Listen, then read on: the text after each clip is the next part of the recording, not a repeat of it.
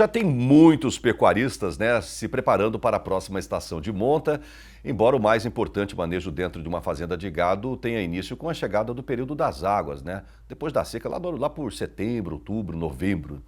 É que os criadores precisam, nesse exato momento, pessoal, reforçar a sanidade e a nutrição das matrizes, né, para que elas cheguem prontas e preparadas para receber seja o touro, o sêmen, o embrião e, com isso, aumentar a sua taxa de concepção.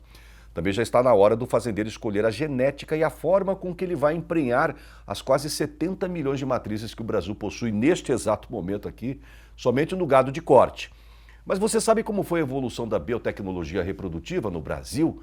Inseminação artificial, transferência de embriões, fertilização in vitro, né? Produção de bezerros de proveta. Qual é o melhor método? Qual é o método reprodutivo ideal para o seu sistema de produção? Para tratar deste tema, eu recebo hoje aqui no estúdio, vindo lá da minha querida Alfenas, Minas Gerais, o médico veterinário Eduardo Muniz, da Minerembrio, né, empresa de reprodução bovina, que foi fundada há quase um quarto de século e já responde pela marca de mais de 200 mil embriões transferidos por várias centenas de fazendas de cria por todo o país. Edu, bom dia. Obrigado pela... Bom dia, Mauro. Obrigado pela visita. Tudo bem?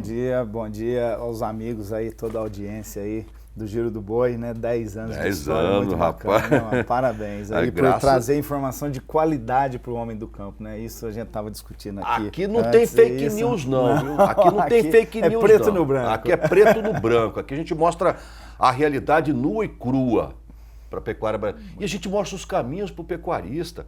Hoje, por exemplo, ao final dessa entrevista, você vai estar decidido se você vai inseminar, se você vai entourar, se você vai transferir embrião, se você vai optar por uma FIV. Vamos ver se o nosso amigo Edu aqui vai conseguir mudar a sua cabeça. Vamos tentar. Mas de uma coisa você não pode abrir mão, de genética. Exatamente. Esse é o caminho que ele não pode abrir mão, independente da biotecnologia que ele escolha, né? Seja monta, seja inseminação, seja FIV, seja TE. Então isso é importante estar na cabeça dele, o melhoramento. Eu estou caminhando para evoluir meu rebanho ou não? Isso é a primeira questão. O que eu quero? Genética acima de tudo, né? Exatamente. E temos genética boa hoje? Demais. Demais, hoje né? o Brasil ele é exportador, né?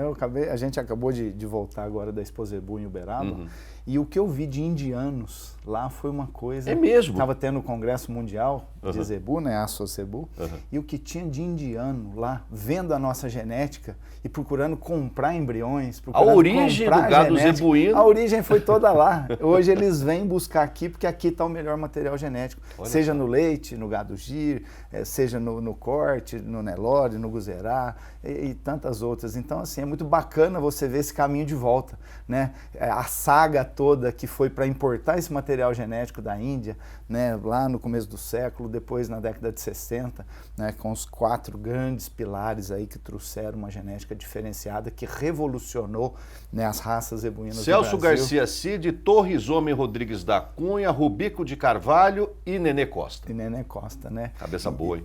Demais, você tá fera. E foi exatamente com o seu Celso Garcia, com o neto dele, Gabriel Garcia, que começou a história da Minerembrio. Né? Hoje atual Celcinho Garcia, presidente o Gabriel, o atual presidente da neto BCZ. do Celso? O neto do seu Celso Garcia. Fazenda 2C, Cachoeira do Paraná. Na época, a dona Francisca, né, uma apaixonada pelo gir.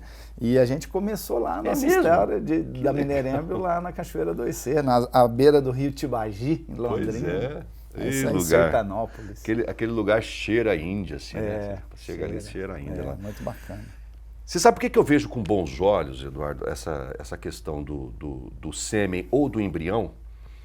Porque, infelizmente, 80% acho que do método reprodutivo hoje no Brasil é através de monta natural, tá? Nada contra, muito pelo contrário, nada contra um bom touro cobrindo a sua vaca, mas de cada 10 touros, apenas um participou de alguma prova de desempenho. Ou seja, podemos chamar aqueles outros 9 de boi de boiada. Isso esbarra numa aceleração da genética do gado brasileiro, não? Com certeza. Esse boi de boiada ele é um desserviço à nossa pecuária. Porque você não tem nenhum dado, nenhuma avaliação. Então você coloca um touro, porque é um bezerro bonito, desmamou bonito, eu vou recriar ele continuou sendo recriado, né, de uma maneira diferenciada, cresceu bonito, você põe lá, mas você não tem nenhuma garantia que aquilo vai ser o melhorador. E às vezes você bota um touro por exemplo, cai a DEP 10 quilos na desmama. Pensa bem, uma conta simples, 10 quilos na desmama. 10 quilos hoje, um preço normal de bezerro, R$10. São R$100 a menos por bezerro desmamado. Se o cara desmama 1.000 bezerros, são R$100 mil. R$100 mil, quantos touros de avaliação ele consegue comprar no mercado? Né, hoje com a arroba barata, está no momento ideal para se comprar um touro, né, um touro aí de 50 arrobas, né, geralmente o pessoal fala. Então tem touro no mercado avaliado aí por 10, 12, 15 mil reais. Então você vê o tamanho da diferença. Então é essa avaliação que a gente tem que ter. E não importa, não, mas eu não consigo fazer a inseminação, não consigo fazer FIV, não tem problema, a monta natural é uma excelente biotecnologia desde que usada de uma forma correta e estudada com animais melhoradores de avaliação. Né? E hoje tem muitos programas, a NCP, tem o próprio PMGZ da BCZ, tem vários programas de melhoramento de GenePlus. Então, assim, muita coisa bacana que acontece hoje no país e as pessoas não usam.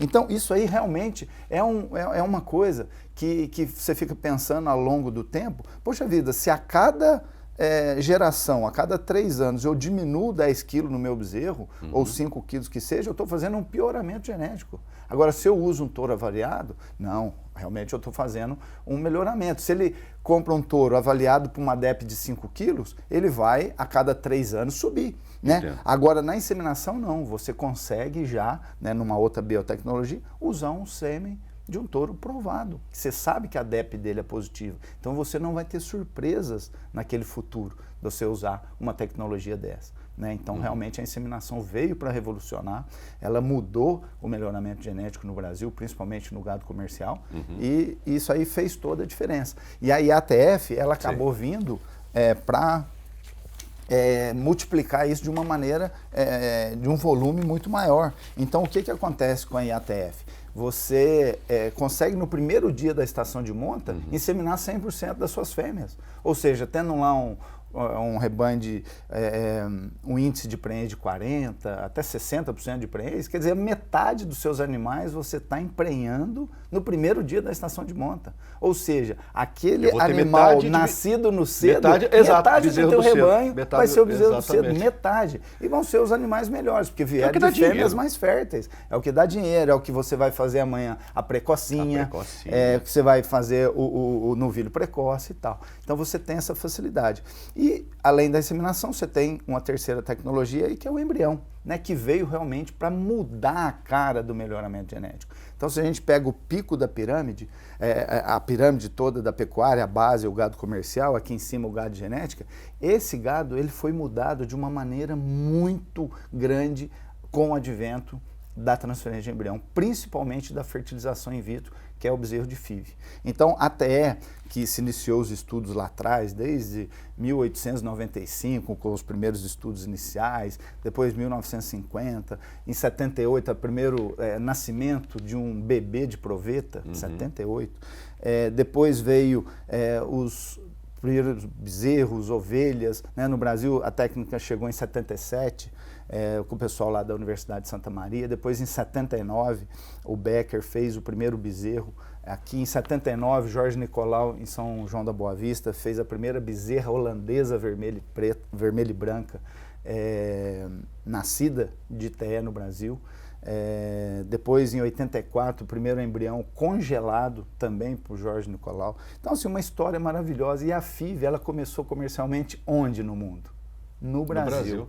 Então é muito bacana e a gente ter participado disso lá no início. Foi lá atrás, o André Dayan e Eda Watanabe, que montaram a Vitrogen, né? Foi a primeira empresa. Eu fui da inauguração da Vitrogen lá em Campo Grande. Abriram em Cravinhos, né? Foi o primeiro laboratório de FIV do mundo. Eu lembro. Então os primeiros trabalhos foram em 94, na Unesp, em Jabuticabal, onde eu estudei, e eu estava lá e acompanhei esse trabalho de perto, com a IEDA, com o professor Enoch, com todo aquele pessoal que veio com as ideias lá do Lauriston, lá do Canadá, vieram e tal, fizeram todo aquele aparato e conseguiram, né, produzir o primeiro bezerro da América Latina em 94, depois foi evoluindo, 96, 2000 o primeiro bezerro Nelore, e aí as coisas foram acontecendo. Veio o advento do embrião congelado, veio o advento do sêmen sexado, que revolucionou. Para você ter ideia, no início, 90% da FIV no Brasil era de gado de corte.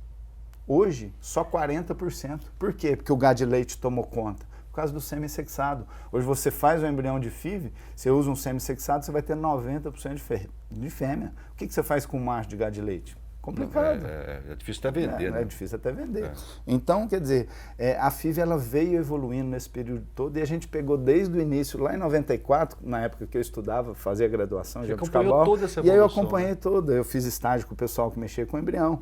Eu comecei a transferir embrião de FIV, ninguém sabia que jeito que ia nascer, se ia nascer maior, se ia nascer menor, se tinha algum problema. Tinha a história da ovelha Dolly, que era um clone, né? Que, mas vai morrer cedo e tal. Quando veio, surgiu o Gero FIV, né, da Brumado, que ficou em Central aí, morreu de velhice e era um dos primeiros animais. E como ajudou como a evoluir a nossa né? genética, né? Então você vê que realmente é um diferencial grande e a FIV, ela mudou as raças. Você vai em Uberaba hoje, você vê a pista de um gir leiteiro, você olha para 20 anos atrás, você falou, parece que até é outro bicho.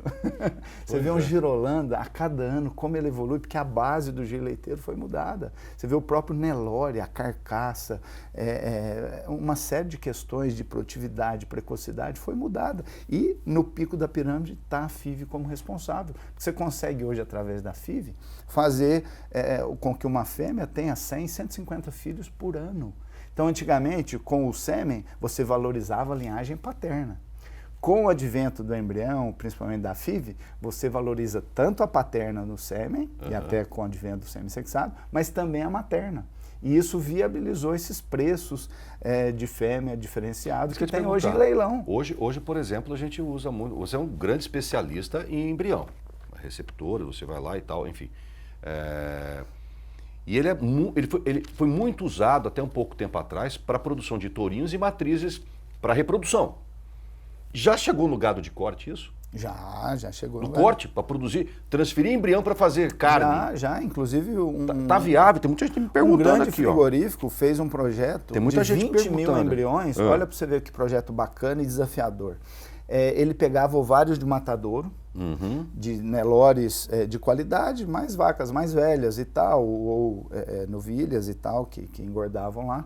Pegava esses ovários, levavam para o laboratório, aspirava com seringa, então você não tinha o custo da aspiração na doadora, aspirava, colocava um sêmen sexado de macho, por exemplo, Angus. E aí você fazia o cruzamento industrial de proveta dentro do laboratório, usando os ovários de matadouro de vacas Nelore diferenciadas com o sêmen sexado macho Angus. E aí se produziu 20 mil embriões, e isso foi transferido no Mato Grosso, em vacas Nelore, e produziu aquele mundo de bezerro de cruzamento industrial, e que já desmamou e já foi direto para o confinamento. Então, animais completamente diferenciados, nascendo 90% de macho, né, porque eram semi-sexados, e deu muito certo essa experiência. Então, hoje, a FIV, ela já entra no gado comercial. E muitas pessoas fazem o quê? Pega no primeiro dia da estação de monta, ao invés de usar o sêmen, usa o embrião. Então, hoje, o embrião ele está num custo muito acessível, mano. Então, você consegue comprar nas principais centrais de inseminação, que hoje trabalham também com embrião, você consegue comprar um embrião de um preço muito razoável, muito bom, e você implantar no primeiro dia da estação de monta em gado de corte, e você mudar completamente o rebanho. Você tem lá aquelas vaquinhas curtas, fracas, mas em grande de estrutura, escala, vocês têm e você essa consegue, estrutura? porque lembra que a gente falou, você tendo lá um índice de 40%, 50%, metade do teu gado, dali 3 anos, você mudou. Se você repete isso na outra estação, 100% do teu gado você mudou. Então você consegue revolucionar uma pecuária. Então você tem lá um gadinho fraco em determinada região, não importa se é no meu sul de Minas, se é lá no semiárido baiano, não importa. Você consegue mudar todo o seu rebanho em 2 anos de estação, só usando o embrião no primeiro dia da estação de monta. O resto você usa inseminação, você usa monta natural para fazer o repasse, não tem problema. Então hoje a tecnologia está acessível, mano. Isso que é bacana de ver como ela surgiu lá atrás, como ela era elitizada, e hoje não. Hoje está ao alcance de todos. Né? Um preço um pouquinho maior do que o sêmen, você consegue já botar um embrião. Um pouquinho maior quanto? Um pouquinho maior. Hoje você tem embrião. Mas você tem embrião. R$80, mais ou menos, chega. Não, se você tiver a doadora, né? Aí você for produzir embrião, mais ou menos isso você falou. Mas se você não tem genética nenhuma, eu tenho lá, vamos pensar no leite que é simples de pensar. Eu tenho lá uma vaquinha lá de 5 litros de leite. Né? O projeto do que o pessoal espalhou genética aí para os pequenos proprietários do Sebrae, né? Então o cara tinha lá uma vaquinha de 5 litros, 8 litros e botava um embrião top, girolanda, sexado, de fêmea, que vai nascer 90% de fêmea. Ele botava lá um animal que vai nascer e depois produzir 30, 35 litros de leite. Você pensa a revolução que dá na fazenda, né? O cara já começava a pensar diferente. Então a rentabilidade da fazenda mudou. Uma coisa que era impensável antes de, por exemplo, estudar uma filha numa universidade particular, ele já conseguia fazer. Isso era muito caro antigamente. Ele não conseguia. Era muito caro, tio. A gente é da época da ampola, do rufião, sabe? Pensa no piseiro que era aquele trem, né? Hoje... O professor Pietro estava comigo, seu amigo, o professor Pietro Baruzelli, aqui da USP, estava aqui esses dias comigo, falou assim, Mauro, em 20 anos o preço da IATF, do protocolo como um todo, cresceu, né? Cresceu 400%. Reduziu absurdamente, acho que custa menos de 5% do valor de uma desmama. O embrião é a mesma coisa. Mesma coisa. É a mesma coisa. Então está mais acessível, esses caras trabalham dioturnamente para poder criar ferramentas para baratear e dar uma possibilidade disso estar presente no seu cotidiano, no seu dia a dia. E não se esqueça que essa estação de monta, que vai começar dentro de alguns meses, é o bezerro nascido no final do ano que vem, né? Metade do ano que vem, a desmama de 26 e o boi gordo de 27. Até lá esse ciclo já passou. Esse ciclo não é para a vida toda, não. Ciclo de baixa, alta e baixa, todo mundo tem, todos os países têm isso. Então não vai errar na sua genética agora. Aí você vai lembrar assim, o Eduardo Muniz, o Mauro, estava dizendo numa entrevista, numa bela sexta-feira lá no Giro do Boi, e eu fiz cagada, gente. Desculpa o perdão da palavra. Eu usei boi de boiada na minha vacada e eu não enxerguei com bons olhos uma IATF, uma transferência de embrião, até para o gado de corte mesmo. Hoje, aqui, ó, tem uns caras vendendo aí um preço lá em cima, o preço da desmama do gado magro tá lá em cima da reposição e eu tô com uma péssima genética aqui, ó. E é nesse momento de baixa que a gente vê o grande diferencial de quem investiu em qualidade e quem não investiu. Se você tem um bezerro de qualidade, você vende, não importa o preço, você vai vender ele de maneira diferenciada e vai vir um comprador na sua casa. Ele vai vir. Porque ele quer qualidade, ele não é bobo. Quem comprou uma vez qualidade vai voltar. Agora, aquele cara que continuou insistindo, aquele pecuarista está insistindo em boi de boiada, que às vezes a DEP dele é negativa e ele nem está pesando, o cara que comprou uma vez só comprou uma vez, não volta de novo. Aí o negócio dele vai caindo. Ele não entendeu a empresa dele, a fazenda dele como uma empresa. Ele entendeu como extrativismo e isso está acabando. Eu conheço fazendeiros lá, criadores lá, que quando ele começa a desmamar, chega a temporada de desmame na fazenda dele, é fila de recriador e engordador para comprar o boi dele. Como diz meu amigo Adriano Barbosa, coisa boa não custa, vale. Não custa, vale. Os caras pagam a mais pelo bezerro, porque sabe que aquele bezerro vai ser abatido com um ano a menos que o outro. Entendeu? É diferente. Queria te agradecer. Eu vou só para pontuar. Um abraço para o Zé Flávio do Sorriso, Mato Grosso, o Éder Ferreira, o Luiz Fernando lá de Goiás, Marco Antônio de Três Lagoas, João Ferreira Lima, Pedro lá de Santa Catarina, Marcos Podanoski lá de Cuiabá, Isaías Chianca, grande doutor Isaías Chianca, veterinário também, Alaor Júnior, de Uberlândia, seu Antônio Campbell, abraço para você, seu Antônio. Para o Lucas Monteiro do Maranhão, Ricardo do Ceará, todo mundo ligadinho aqui no Giro, ó. Eita. Grande Afonso Rosalena de Campo Grande, o Ellison lá de Eliseu Martins no Piauí, todo mundo ligadinho. Eu vou gravar daqui a pouco um podcast com mais riqueza de detalhes, aí sim. Aí vai ser uma aula sobre inseminação, transferência, FIV. E a televisão é meio rápido, o treino passa muito rápido aqui, mas esse caboclo aqui tem tanta coisa para poder falar comigo. E assim que acabar o programa hoje, eu vou gravar um podcast com ele e vai pro ar daqui 15 dias, tá? Aliás, hoje está indo pro ar, você tem aí, Matheus? Mostra rapidinho, por gentileza. Acabou de ir pro ar agora o 40º episódio do podcast do Giro do Boi. O meu entrevistado é o Danilo Grandini, da Fibro, e ele fala sobre... Aí, ó, Danilão aí, ó. O que esperar do confinamento brasileiro no futuro? Atenção você que vai confinar. O Danilo acabou de chegar, ele esteve na África do Sul, nos Estados Unidos e na Austrália, estudando confinamentos. E ele vem para falar um pouquinho da diferença desses países em relação ao nosso. Eu tenho certeza que você vai ouvir, esse final de semana você vai viajar, ponha esse podcast para você ouvir. E ao final, com certeza, você vai tomar a sua decisão assertiva de confinar ou não esse ano. E também, daqui 15 dias, quando for o 41º episódio com o Eduardo Muniz, da Minerêmbrio, você também vai tomar a decisão de inseminar, fazer transferência de embrião, introduzir FIV no seu rebanho, ou, se você quiser, você continua usando boi de boiada, mas você vai perder o bonde da história. É isso aí. Obrigado pela visita, meu patrão. Eu que agradeço, Mauro. No que precisar, a gente está aí à disposição. E fica a mensagem aí para o pecuarista para fazer conta, né? A gente vê que o embrião congelado hoje, ele consegue chegar a todos os rincões do Brasil e num preço muito acessível, né? Um pouco mais do que o preço de um sêmen sexado. Hoje você compra um embrião aí na faixa de 300, 350 reais, você compra o embrião e muda completamente a sua fazenda, a sua genética. Então fica essa mensagem aí, vamos fazer conta, vamos ser profissionais, gestores do nosso negócio. Sempre.